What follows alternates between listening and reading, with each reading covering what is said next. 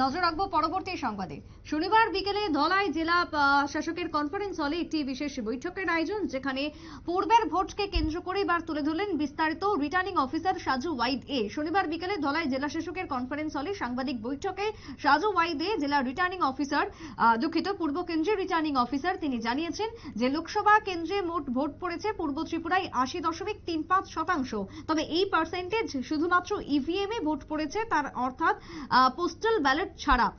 আজ সকাল থেকে সম্পূর্ণ পূর্ব লোকসভা কেন্দ্রের যে স্ক্রুটিনি, সেই স্ক্রুটিনির কাজ চলছিল এবং তা ইতিমধ্যে সম্পন্ন বিকেলের মধ্য দিয়ে, এমনটাই জানিয়েছেন সাজু ওয়াইদ এ। কি বক্তব্য সাংবাদিক বৈঠকে তুলে ধরেছেন তিনি, শুনুন। सभी नमस्कार।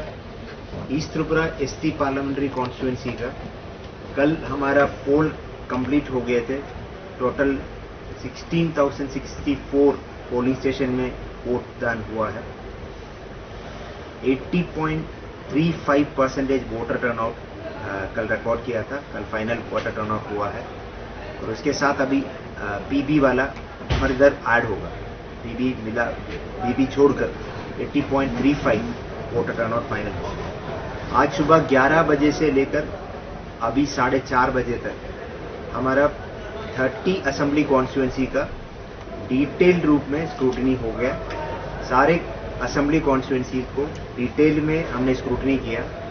पॉलिटिकल पार्टी से हमने बार बार कंप्लेन के बारे में पूछा था, लेकिन कोई भी कंप्लेन कोई भी पॉलिटिकल पार्टी ने रेस नहीं किया।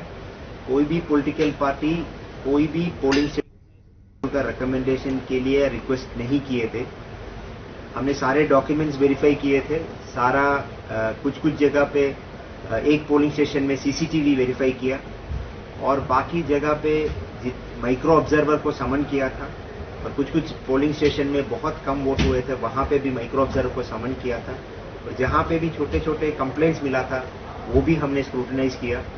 एंड बाकी इतना सारा प्रोसीडिंग करने के बाद जनरल ऑब्जर्वर 1, जनरल ऑब्जर्वर 2, जो धलाई एंड खोवाई के लिए जनरल ऑब्जर्वर एंड बाकी 4 डिस्ट्रिक्ट साउथ गोमती, ऊनाकोटी और नॉर्थ का जनरल ऑब्जर्वर के प्रेजेंस में हमने स्क्रूटनाइज किए थे।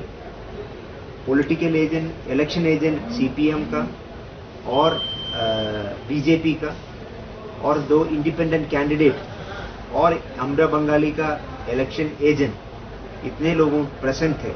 एंड फाइनली ये डिसीजन हुआ है, कोई भी पोलिंग स्टेशन में रीपोल नहीं होगा। আপনারা শুনলেন জেলা শাসক তথা রিটার্নিং অফিসার সাজু ওয়াইদের বক্তব্য।